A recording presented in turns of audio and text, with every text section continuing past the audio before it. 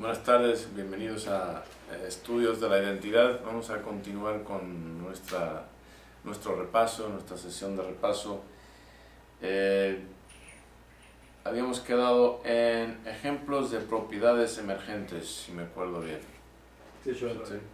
Porque ya habíamos hablado de la mente, es una propiedad del cerebro, etc. Ok.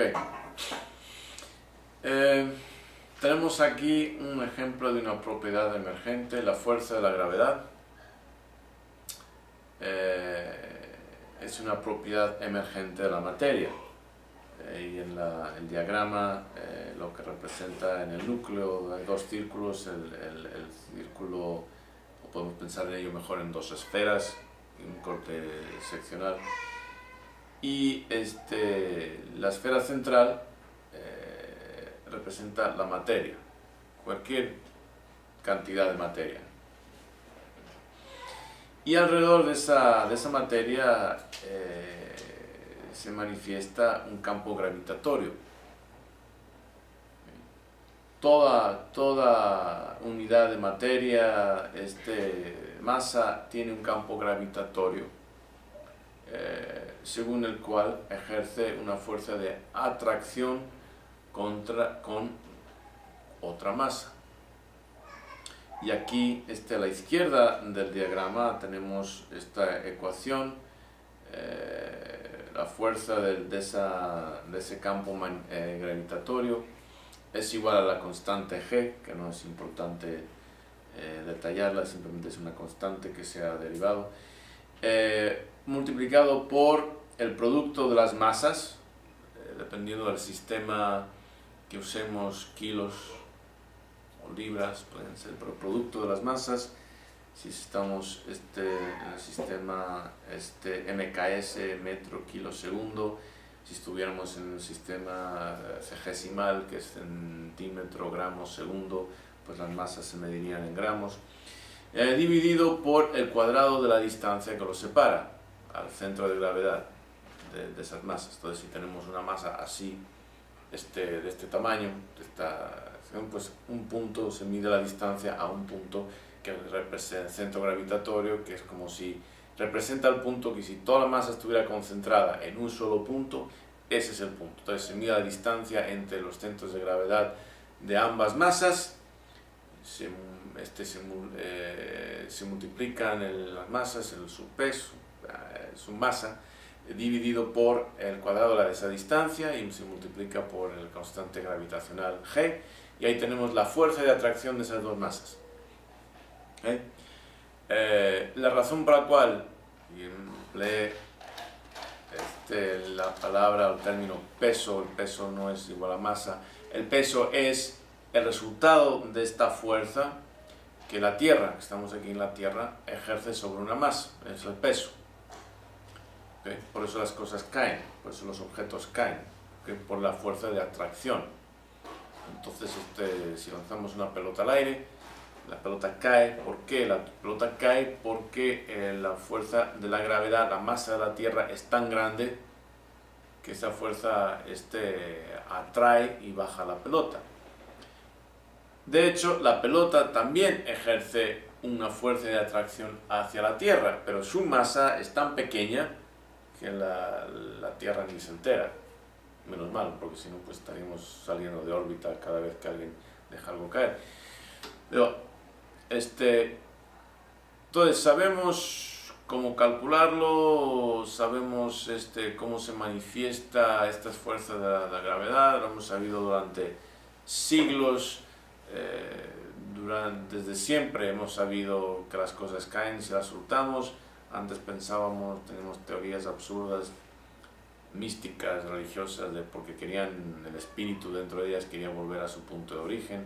Pero bueno, ya hemos madurado como especie, algunos. Y sabemos que hay una matemática, una representación matemática de este fenómeno, que es un fenómeno de la física, pero no sabemos cómo emerge. No sabemos exactamente qué aspecto de la materia causa este campo gravitatorio. No lo sabemos. y pues el científico, el laboratorio, el instituto que descubra exactamente cómo surge eso, pues será más grande que Einstein. Pero por ahora no tenemos ni la más remota idea, francamente. Pero ahí está, una propiedad emergente. No sabemos cómo surge, pero sabemos que está ahí. Y sabemos cómo se manifiesta, sabemos sus propiedades, etc.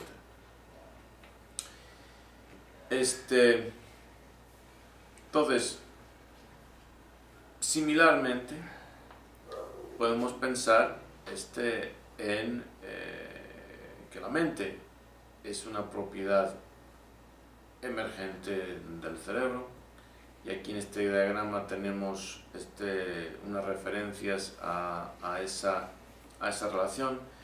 Decimos, la mente emerge del cerebro, pero el cerebro, entonces aquí tenemos el diagrama, la mente surge del cerebro, pero el cerebro está en el cuerpo, como he mencionado. Entonces, por esta extensión, podemos comprender que la mente surge del cuerpo, que no es independiente. Podemos verlo de esa forma. Aunque sabemos que la mente surge directamente del tejido neuronal, pero ese tejido neuronal no es independiente totalmente del resto del cuerpo, es una parte del cuerpo. Y cómo está relacionado el cuerpo y el cerebro, pues a través, por ejemplo, del sistema circulatorio y el sistema nervioso periférico. Ok. Entonces se puede decir, por lo tanto, que la mente emerge del cuerpo. La vida. Podemos pensar en la vida misma como una propiedad emergente de seres que llamamos vivos. ¿Cómo surge la vida de estos seres que tienen como base la química del carbón? No lo sabemos. No lo sabemos. Sabemos ciertas características y de esas cosas hablaremos más adelante en el programa que ocupará también este horario de ciencias. Hablaremos de lo que es la vida y las teorías de la vida, etc. Pero la vida en sí, podemos pensar que se trata de una propiedad emergente de los seres vivos, plantas, bacterias, mamíferos, reptiles, aves, etc., invertebrados, vertebrados. El área donde no se sabe si están vivos o no son los virus, pero ya también hablaremos de eso más adelante en otro programa. Pero es otro ejemplo de propiedades emergentes. Entonces, igual que con respecto al campo gravitatorio, no tenemos que recurrir a ideas esotéricas, ni espíritus, ni demonios, ni ángeles, ni almas, para llegar a comprender que, aunque no sepamos cómo surge, es una propiedad de esa materia, de cómo está organizada quizás a nivel subatómico, algo intrínseco, pues debe ser algo intrínseco, una organización subatómica de la materia y causa ese campo. Pero de igual manera que sabemos que, aunque no lo entendamos, es cuestión de la física. Tenemos que aceptar que, aunque no entendamos cómo surge la mente o cómo surge la vida, es cuestión de la biología. No hay que recurrir a la religión. La vida es una propiedad emergente del cuerpo. Entonces podemos ver el ser vivo y la vida como acción, energía vital, como una propiedad que emerge de cómo están organizadas la estructura de las moléculas y la energía de estos seres vivos. ¿Alguna pregunta, comentario? ¿Por qué es importante reparar en esto? ¿Por qué creéis que es importante reparar en esta analogía entre mente-cerebro, cuerpo-vida y materia-campo gravitatorio? Y podríamos haber usado imanes y campo magnético o corrientes en movimiento y campo eléctrico, etcétera, o claro, lo que es el campo electromagnético. Hay muchos ejemplos de las ciencias de propiedades emergentes, pero ¿por qué creéis que es importante? Para definir la identidad de una persona es muy importante tener en cuenta qué premisas toma con respecto a su origen y entenderse, en este caso, como humanos y como seres vivos. Tenemos mente y tenemos vida. ¿De dónde surge eso? Y son características biológicas, puramente biológicas. No tenemos que recurrir en absoluto a conceptos religiosos, ni místicos, ni entre comillas, espirituales, puramente biológicos. Porque si recurren a explicaciones sobrenaturales, se deforma su identidad. Bueno, ya estamos cambiando de paradigma por completo. Ya estamos cambiando de paradigma por completo. O sea, aquí estamos tratando de llegar a una comprensión de lo que significa la identidad misión desde el punto de vista de Mamba. Entonces tenemos que definir los términos y las bases de esta perspectiva. Tenemos que definir cuidadosamente los términos, tenemos que definir nuestros argumentos, las premisas, los axiomas, en los cuales basamos nuestros argumentos y las conclusiones. Entonces es muy diferente la perspectiva religiosa, según la cual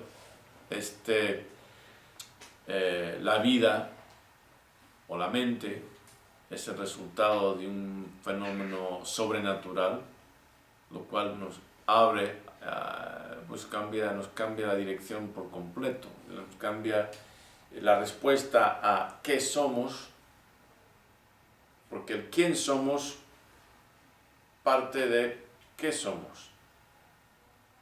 La identidad tiene que ver con quién somos, pero se fundamenta primero en la respuesta a la pregunta ¿qué somos?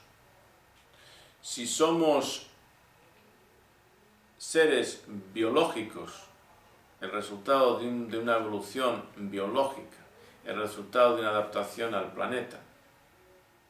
¿Okay? Entonces, el quiénes somos y lo que representamos, nuestra identidad, misión, hablaremos de eso en mucho más detalle, pero ahora estamos estableciendo las bases, va a estar limitado entre algo que transcurre, que toma importancia y significado entre nuestro nacimiento y la muerte. Cierra el portal por completo a dimensiones o seres, o la importancia de dimensiones o seres sobrenaturales. Se acabó. Si por lo contrario abrimos la puerta a explicaciones sobrenaturales en cuanto a cómo emerge la vida o la mente, entonces el quiénes somos,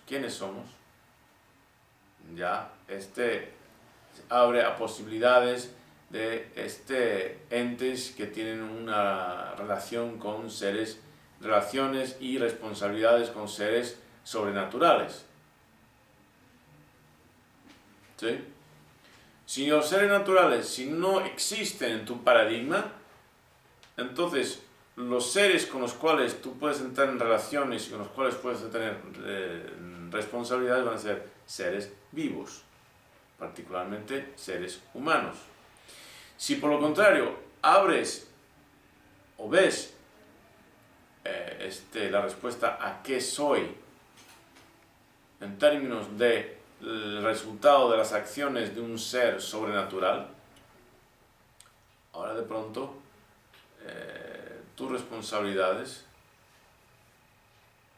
el significado de tu vida, tu misión, ahora de pronto encuentra responsabilidades primordialmente con ese ser o esos seres sobrenaturales. Y la dirección completa del significado de tu vida toma otro rumbo. Entonces, por eso es tan importante a este punto, a este nivel, dejar eso clarísimo. Porque son argumentos que los religiosos emplean para fundamentar su ideología. Porque estamos, para Mamba, que es una estrategia existencial, la identidad, misión, es nuclear. Es el núcleo en torno al cual todo lo demás gira. Y también es cierto para, por ejemplo, la religión cristiana. Si no fuéramos seres, desde su punto de vista, hechos en imagen y semejanza a Dios, pues no tendríamos esas mismas responsabilidades, las cuales se nos atribuye o se nos impone con Dios. Si decimos, no tenemos, nada es sobrenatural, nos toca ni nos concierne. Nos toca lo natural, nos concierne lo natural. El rumbo de nuestra identidad es muy diferente. ¿Sí? ¿Preguntas, comentarios? Me parece casi mágico lo que pudiera decir, lo que es una propiedad emergente, ¿no, Choa? Como la conciencia, si metemos el tema de la conciencia en lo que iba diciendo la mente, se da con esa interrelación de actividad neuronal. Pero como se comentó en alguna ocasión, usted lo comentaba, una neurona no tiene conciencia por sí misma, ¿no? No. Solamente la mezcla entre toda esa interrelación entre neuronas genera una conciencia que viene a ser una propiedad emergente, pero por sí sola una neurona no es consciente de que es una neurona, ¿no? Es un tema fascinante, sí, pero no te lleva a ninguna parte. Sí, te lo digo como alguien cursado en ciencias cognitivas, filosofía de la mente, y de hecho tengo un artículo que debería traducir algún día a castellano acerca de este estudio de la mente consciente y las vueltas que da, porque simplemente ni siquiera se puede llegar a una definición. Sí, entonces, y esa iba a ser mi pregunta, yo ya me la está contestando, ¿no? Como el no tener a ciencia cierta, cómo surge la causas y demás, y uno puede vivir con ello. Por eso saco la analogía con el campo gravitatorio. No sabemos cómo surge, es ubicuo, pero no vemos a Newton, por ejemplo, perdiendo el sueño cerca de ello. No le impidió desarrollar las teorías que son fundamentales para la física clásica. Ya, aunque no sepamos cómo surge, podemos enviar cohetes y seres humanos a la Luna, hasta robots a Marte, etcétera, etcétera. No tenemos problemas porque hemos descubierto sus propiedades, aunque no sepamos cómo surge. Entonces, en mi artículo que revisó y resumió en esa fecha, en esa época, casi todas las perspectivas diferentes de escuelas filosóficas e incluso religiosas en términos a la mente consciente, concluye lo mejor que podemos es simplemente concordar en que la tenemos y buscar las propiedades y para qué sirve, cómo se comporta, para qué sirve, sobre todo el punto de vista pragmático. ¿Para qué sirve y cómo podemos desarrollar metodologías para sacarle mayor provecho? Igual que la fuerza de la gravedad o el campo electromagnético, tampoco sabemos cómo surgen, pero eso no impidió a Maxwell que sacara todas sus ecuaciones e integrara hiciera sus propios descubrimientos e integrara investigaciones de otros en cuanto a las propiedades de los campos electromagnéticos. No lo impidió en absoluto. Entonces tenemos que tomar la misma perspectiva, la misma actitud.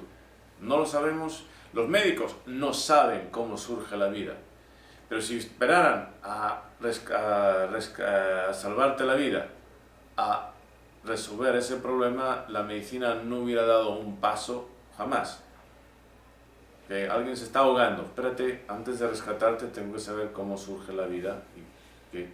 No, sabemos cuáles son las propiedades saludables de un cuerpo, cuáles son las propiedades patológicas, etcétera, etcétera. Desarrollamos todo ese campo de la medicina sin saber cómo surge la vida. El estudio de la vida, la biología, ha progresado enormemente sin saber cómo surge. Entonces, ya sé, la cuestión de la mente, sobre todo, es algo quisquilloso porque se presta a toda esta esoteria religiosa, fanática, pero tenemos que ser más pragmáticos, ¿sí? Eso último que mencionó es lo que iba a decir sobre que tiene que existir algún tipo de filtro pragmático para nuestras investigaciones, actitudes, para no perder tiempo con cosas que no vamos a resolver. Si os acordáis, no sé si fue en la parte anterior que hemos repasado o más adelante, pero uno de los aspectos más importantes que tenemos que desarrollar los seres humanos es el poner un alto a nuestras capacidades imaginarias. Esta capacidad de imaginar es muy útil, pero se puede convertir también en una gran pérdida de tiempo. Debe ser gobernado, se había comentado, ¿no? Sí, exactamente. Entonces tenemos que discernir entre lo cognoscible, o sea, lo que se puede conocer, y lo incognoscible, lo que no se puede conocer. Eso no significa que jamás se pueda conocer cómo surge la vida del tejido biológico, ni cómo surge la mente consciente del tejido neuronal, ni cómo surge el campo gravitatorio de la materia, etcétera, etcétera, etcétera. No significa eso, pero hay muchas cosas que nos quedan por descubrir en cuanto a cómo funciona, cuáles son sus propiedades, cómo sacar el mejor provecho de ello, etcétera, etcétera. Antes de tener que invertir energías y recursos en buscar respuestas a preguntas que estamos muy muy lejos de encontrar, y quizás es posible que no tengan respuesta, es posible, pero definitivamente tenemos que tomar una actitud algo pragmática a veces.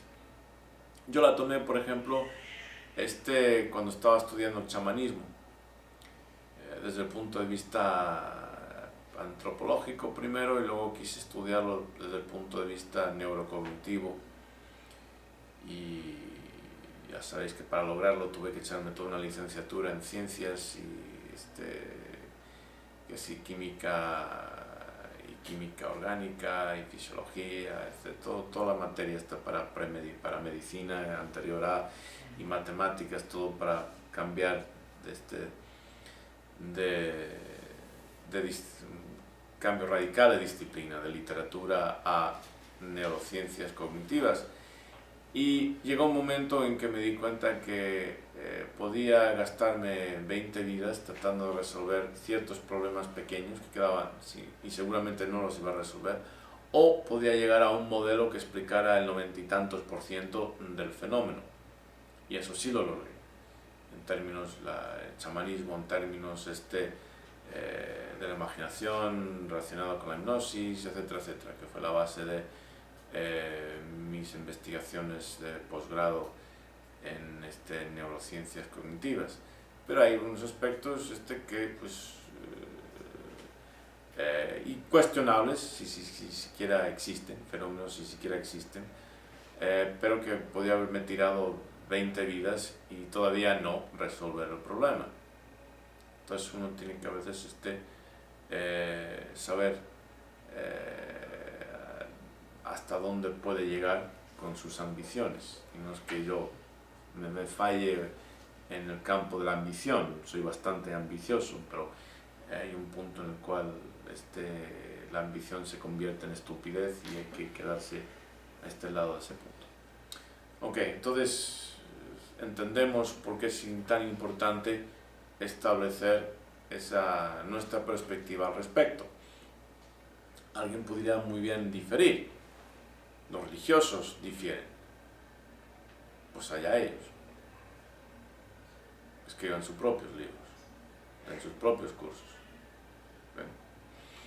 Ok, entonces hemos hablado de relaciones de la mente con el resto del cuerpo, pues los hemos mencionado. La mente surge del cerebro, el cerebro está conectado con el cuerpo, la vida también surge del cuerpo, y vemos que la mente, a través de su relación con el cerebro, afecta directamente la vida. Es un punto quizás un poco tangencial, pero es un punto importante desde la perspectiva que incluso cómo entendemos la relación entre la mente y el cuerpo va a afectar la vida, quizás no tanto en términos, si lo entendemos en términos de la salubridad de la misma, pero sí en términos de la dirección de la misma. ¿Qué haces con tu vida? Va a quedar tremendamente afectado por cómo defines la mente, o cuál es la relación que tú atribuyes entre la mente y el cuerpo. Lo hemos mencionado. Si la mente es algo para uno que puede separarse del cuerpo y existir independiente del cuerpo, entonces estás tomando una posición netamente religiosa según la cual el cuerpo es un lastre para la mente. ¿Por qué? Porque establece una equivalencia entre mente y alma. Y el propósito de la religión es de purificar el alma, porque es lo inmortal, y despreciar el cuerpo. De ahí que los pecados capitales, gula, lujuria, todas esas cosas, pues cualquier cosa cualquier actividad que se centre en los placeres del cuerpo son pecaminosos. ¿Por qué? Porque te detrae de la importancia del alma. Entonces, es un punto, como dije, quizás tangencial, pero quizás no. ¿Preguntas, comentarios acerca de eso? De lo anterior, aquí del diagrama. Pues nada más la relación, Chava, de cómo pues en la mente está la respuesta para cambiar la vida, ¿no? O sea, cómo pues sí, se trabaja ahí y tus condiciones pueden cambiar radicalmente, ¿no? Porque hay una relación directa, pues es por lógica, pues. Incluso, pero sí, exacto, pero incluso cómo defines la mente va a cambiar tu vida. O sea, cómo interpretas la mente, cuál es tu modelo de la mente, va a cambiar tu vida.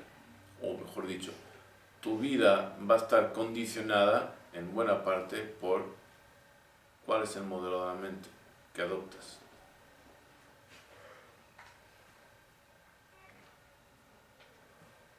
¿Sí? ¿Preguntas? ¿No? Entonces, vemos la esencia del ser humano se manifiesta en una mente. Es como experimentamos, interpretamos nuestra esencia, ¿okay? Las actividades a través de las actividades de nuestras neuronas, que existen en un cuerpo material y en una acción vital, en constante interacción dinámica. Tenemos lo que es la materia, la mente y la vida, esa acción vital. Esos tres podemos verlo desde el punto de vista. Tenemos vida, propiedad emergente del cuerpo, tenemos el cuerpo, esa materia, tenemos la mente, indirectamente también una propiedad emergente del cuerpo, específicamente del cerebro. Y podemos ver pues todo el transcurso de nuestra existencia en términos de una estrategia, buena o mala, quizás ausencia de una estrategia, en términos de la interacción de estos tres factores: acción vital o vida, materia corporal y mente. ¿Se entiende? Sí, claro. Diferente, raro. Profundizando más en ese aspecto de cómo todo está relacionado y cómo todo comienza en la mente. Por decirlo. Pues es que aquí O comienza en el cuerpo. o comienza la vida. Por eso es un círculo. No tiene comienzo. Cierto. No tiene comienzo. Todo está interrelacionado. Cómo trates tu cuerpo, o sea, lo que comes, por ejemplo, va a afectar tu mente y va a afectar tu acción vital. El ejercicio que hagas, o sea, ahora pues es difícil.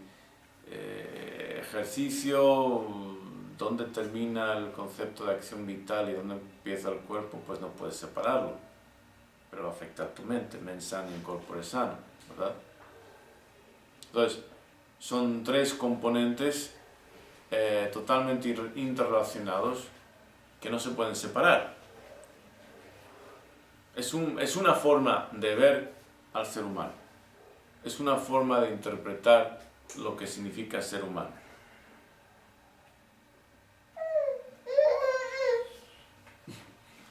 Y claro, el propósito también de ser humano es tener bebés. Entonces, podemos decir que estamos yendo al núcleo de dónde comienza. Son modelos. Y los modelos no son la realidad, pero nos permiten considerar y pensar en la realidad. Son conceptos, se pueden convertir en conceptos. O sea, de pronto podemos tomar este modelo y hablar de ese modelo, concebir este modelo, darle vueltas, discutirlo, ¿okay? De una forma objetiva, pero no podemos hablar de la vida, el cuerpo, la mente, o la relación así, que son cosas abstractas. ¿Me explico? Con el modelo de algo abstracto y relaciones abstractas, el modelo nos permite una consideración objetiva de algo que de otra forma quedaría demasiado abstracto. ¿Okay? Modelos, paradigmas, esa palabra tan maravillosa. Sí,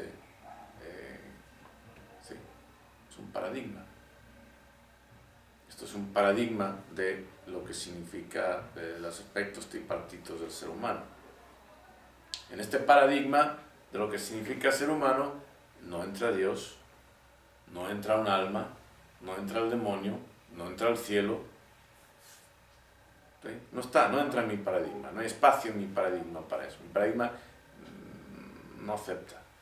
Dios trata de entrar en mi paradigma y el paradigma dice, no, usted no pasa, no entra. ¿Sí? Preguntas, ideas, comentarios. Pues está implícito en mente esquemas, patrones, ideologías. No es como comentario, pues está implícito ahí en esa parte, porque tiene mucho que ver con el aspecto tripartito, ¿no? El ser humano, pero está implícito ahí. Es una forma. Ahora, no me acuerdo si aquí expandí, pero podemos continuar. Entonces, mente o shin, cuerpo o materia, acción vital o energía, chi o ki. Y en el centro, espíritu. Espíritu es la mente y el cuerpo en acción. Mente y cuerpo en acción, es el espíritu. Acabamos con el cuerpo, ponemos un fin a la acción, desquiciamos la mente. ¿Dónde acaba el espíritu?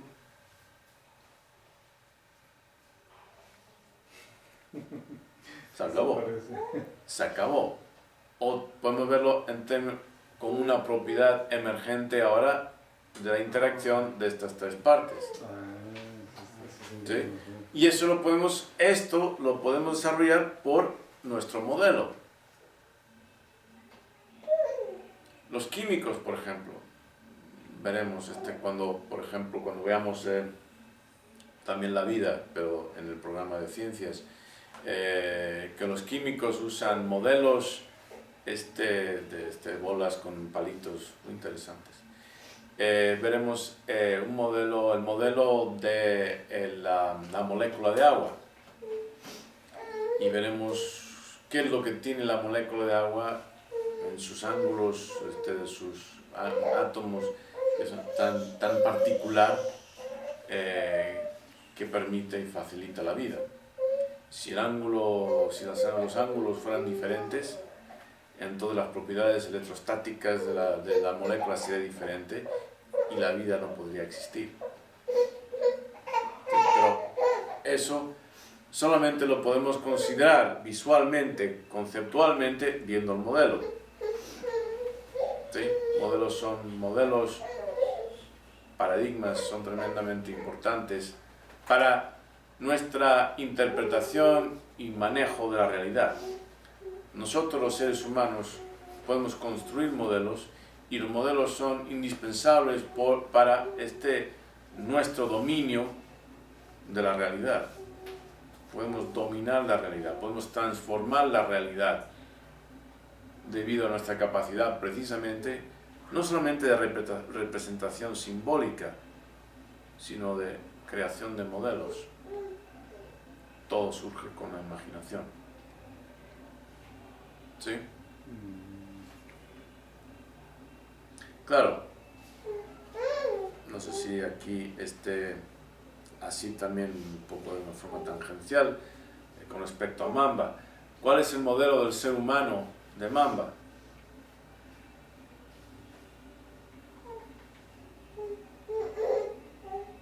¿En qué consiste?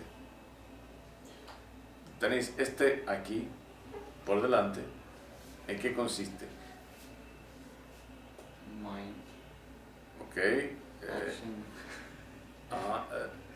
Sí.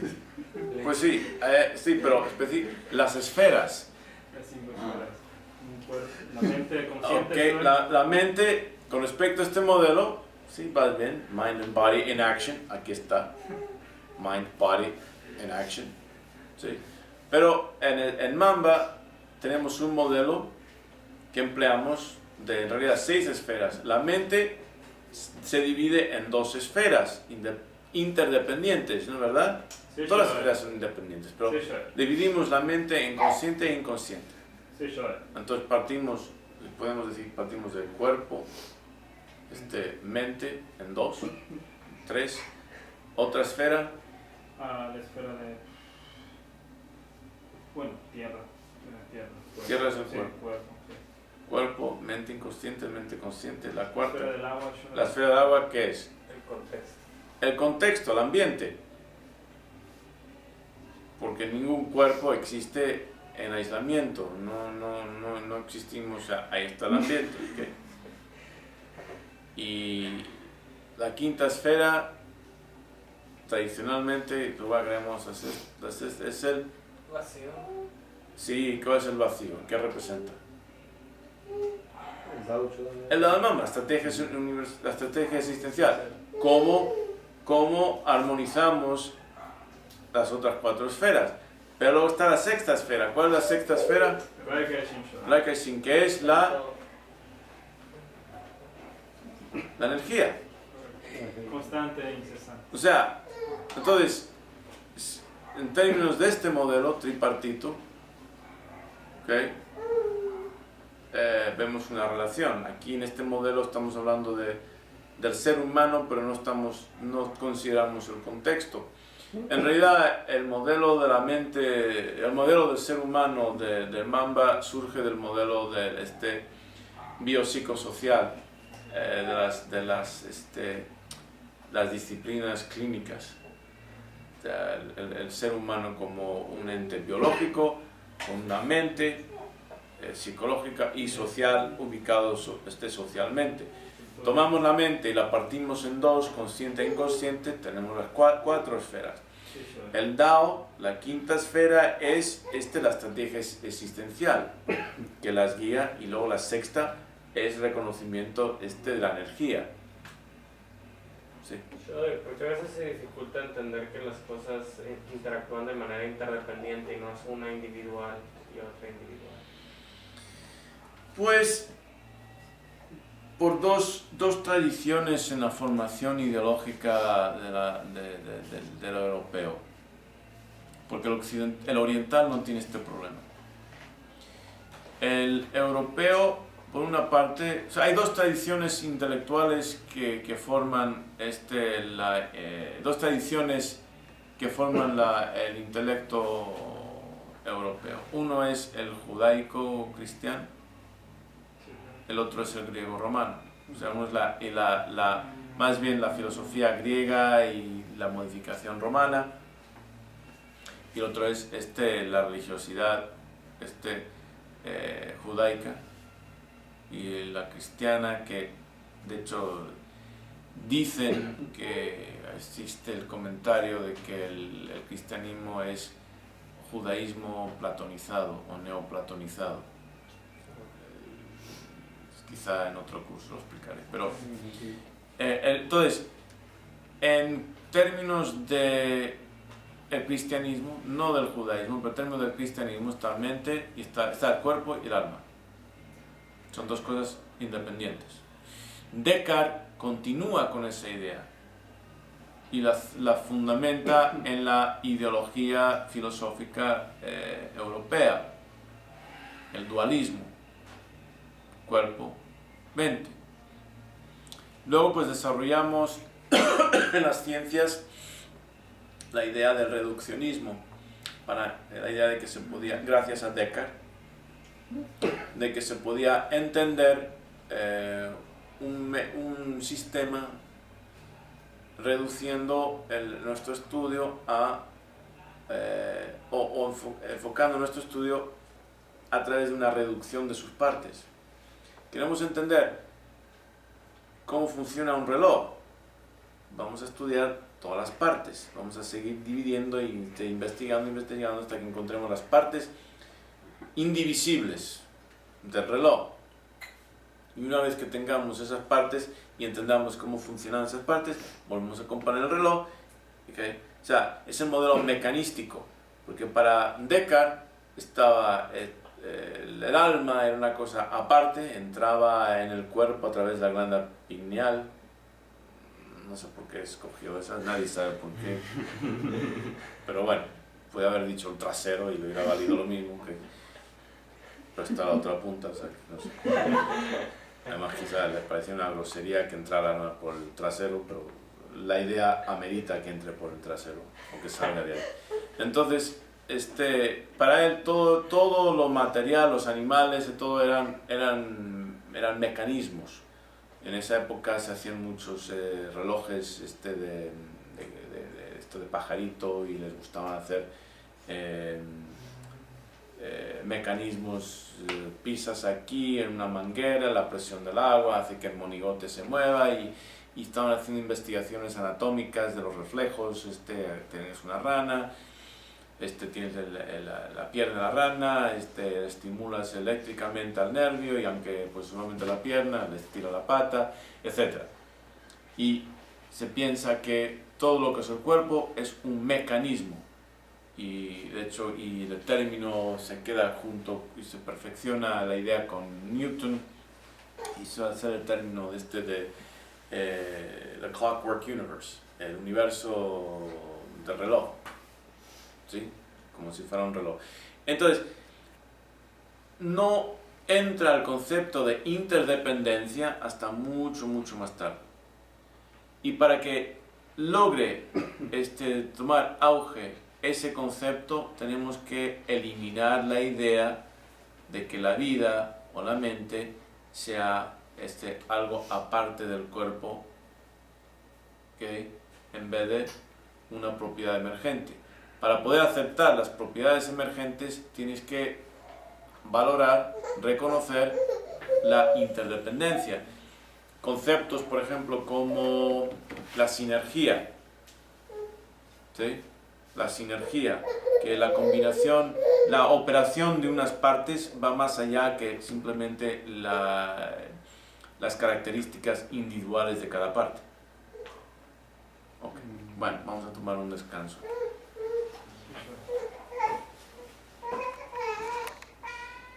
Y la esfera central representa la materia, cualquier cantidad de materia. Y alrededor de esa materia se manifiesta un campo gravitatorio. Toda unidad de materia, masa, tiene un campo gravitatorio, según el cual ejerce una fuerza de atracción con otra masa. Y aquí a la izquierda del diagrama tenemos esta ecuación. La fuerza de ese campo gravitatorio es igual a la constante G, que no es importante. La fuerza de la gravedad, la masa de la Tierra es tan grande que esa fuerza atrae y baja la pelota. De hecho, la pelota también ejerce una fuerza de atracción hacia la Tierra, pero su masa es tan pequeña que la Tierra ni se entera. Menos mal, porque si no, pues estaríamos saliendo de órbita cada vez que alguien deja algo caer. Pero, entonces sabemos cómo calcularlo, sabemos cómo se manifiesta estas fuerzas de la gravedad, lo hemos sabido durante siglos. Desde siempre hemos sabido que las cosas caen si las soltamos.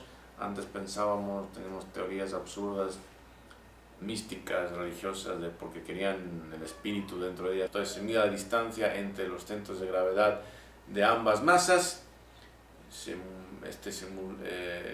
multiplican las masas, su peso, su masa, dividido por el cuadrado de esa distancia y se multiplica por el constante gravitacional G, y ahí tenemos la fuerza de atracción de esas dos masas.